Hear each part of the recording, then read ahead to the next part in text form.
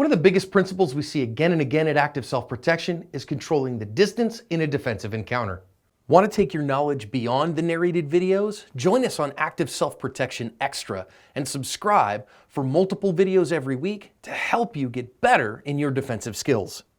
Hi everyone, this is John with today's Active Self-Protection lesson out of New South Wales in Australia. Here we're going to see an armed robbery where some bystanders are going to step in to save the day. We're going to learn important lessons here about thinking through what kind of events we're willing to step in as bystanders. Also about using distance effectively against various tools and working with partners to stop the threat.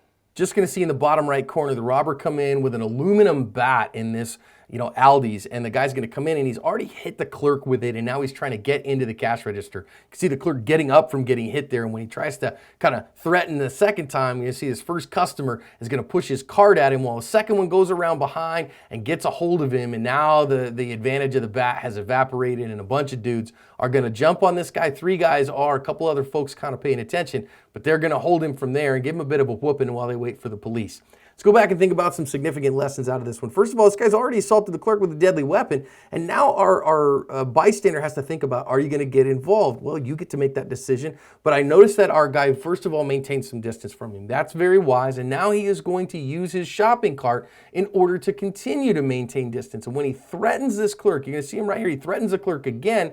That's when our bystander says, now I got to get involved. Now you get to decide where you're going to get involved. If this guy had run off, he's not under a legal obligation, but many of us would feel a moral obligation to protect somebody at that place. And so he uses the cart to maintain distance from him, and I think that's a really wise thing.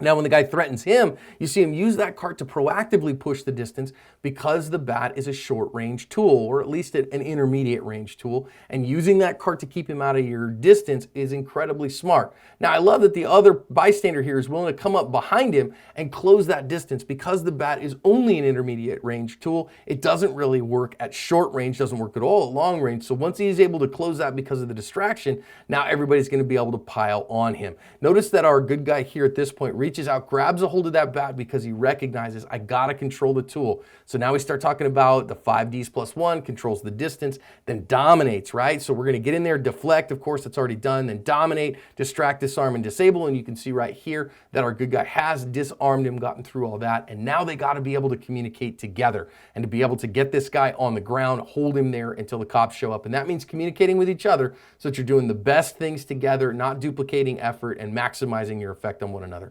Finally, in the bottom here, I want to look at this dad who's got a little bitty one here. He's got a toddler with him, and he's just kind of sitting there with his toddler like, oh no, what are we going to do? Friends, if you have a vulnerable population that you are responsible for, like this toddler, don't sit there and kind of watch what's going on. Pick that toddler up and get the heck out of the danger zone, because there was no good in standing there and watching and just kind of holding on to the baby. Instead, grab that baby, get to the other exit, get to the back of the store, and get the heck out of there. Lots of lessons here for lots of different places as a bystanders. Let's make sure we learn them so we can cover our ASP.